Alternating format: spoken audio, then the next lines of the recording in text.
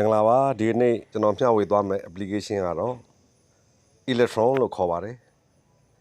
အဲ့ဒီ application ကဘာကောင်းတယ်လဲဆိုတော့မိတ်ဆွေတို့ရဲ့ battery ဖုန်း battery တုံးကောင်းမကောင်းကိုကျွန်တော်တို့စစ်ဆေးလို့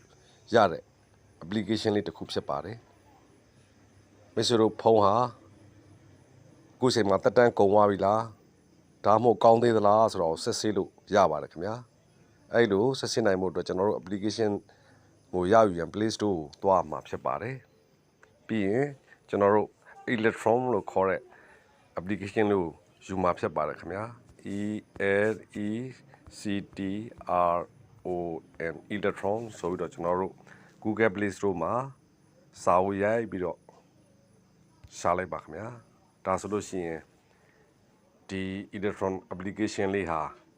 ကျွန်တော်တို့ဒီမှာတွေ့ရမှာဖြစ်ပါတယ်သူရဲ့ application လေးရဲ့အကြောင်းကိုလည်းဒီမှာဖွင့်ဆိုထားပါတယ် download ဆွဲတဲ့အကြိမ်ဟာအကြိမ်9000လောက်ရှိပြီးတော့ site ကတော့ 8.9 MB ရှိပါတယ်ဒီ application လေးနဲ့ကျွန်တော်တို့ဖုန်းရဲ့ battery ဟာကောင်းမကောင်းကျွန်တော်တို့ဆက်စစ်မှာဖြစ်ပါတယ်ခင်ဗျာဒါကြောင့်သူ့ကို install ကျွန်တော်တို့ဖုန်းထဲကိုယူရမှာဖြစ်ပါတယ် install လုပ်လိုက်ပါခင်ဗျာ8.08.09 MB megabyte အဲ့ဒါပဲရှိပါတယ်ခင်ဗျာသိမကြပါဘူး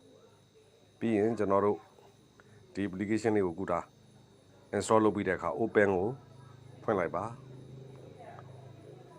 open ကိုကျွန်တော်တို့နှိပ်ရမှာဖြစ်ပါတယ်ဒါဆိုရင် application ကကျွန်တော်တို့ဖုန်းထဲကိုဒါ install လုပ်နေဖြစ်ပါတယ်ခင်ဗျာopen ကိုဒီမှာနှိပ်လိုက်ပါခင်ဗျာ application ထဲကိုဝင်ရောက်လာဖြစ်ပါတယ်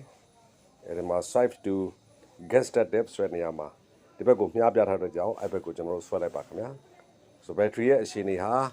good ဆိုပြီးတော့ရေးထားပါတယ်ကောင်းပါတယ် battery health ကဒီမှာ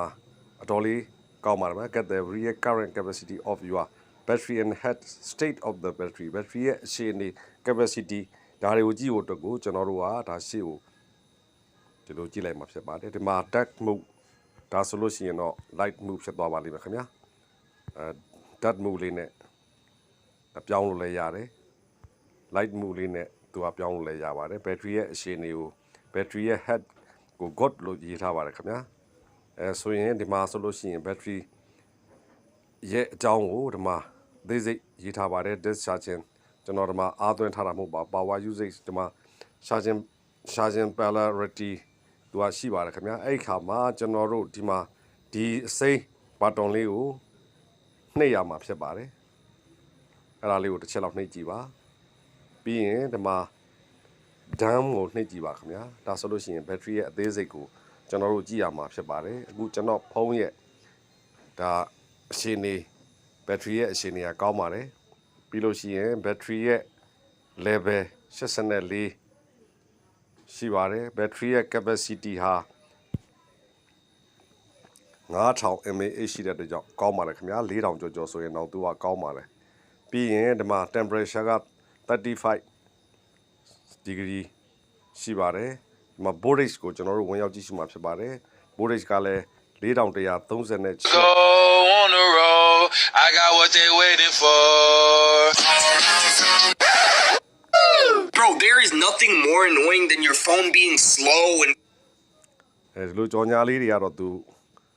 application ထဲမှာဝင်ရင်းဖြစ်ပါတယ်ခင်ဗျာ voltage ကလည်း4138 MB ဆိုတဲ့အတွက်ကြောင့်အလွန်ကောင်းပါတယ်ခင်ဗျာကျွန်တော်ရဲ့ဖုန်းရဲ့ battery အနေထားဟာ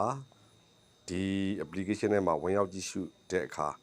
သူကအနေထားကောင်းတဲ့သဘောရှိပါတယ်ဒီမှာ god လို့ပြထားပါတယ်အကယ်၍ battery တော့မကောင်းတဲ့တက်တန်းကုန်တဲ့အရာတွေဆိုလို့ရှိရင်ဒီမှာသူမကောင်းရင်မကောင်းဘူးဆိုတာပြမှာဖြစ်ပါတယ်ခင်ဗျာဟုတ်ကဲ့ပြီးရင်ကျွန်တော်တို့ဒီ application လေးတွေကိုပြန်ထွက်လိုက်ပါခင်ဗျာမိတ်ဆွေတို့ရဲ့ဖုန်း battery ကိုဒီ electron လို့ခေါ်တဲ့ application လေးနဲ့အသေးစိတ်ဝင်ရောက်ပြီးတော့ကြည့်ရှုလို့ရပါတယ်ခင်ဗျာဒီနေ့ကတော့ဒီဗီဒီယိုလေးကိုကျွန်တော်မျှဝေတင်ပြလိုက်ရပါတယ်အားလုံးကျမ်းမာချမ်းသာကြပါစေခင်ဗျာ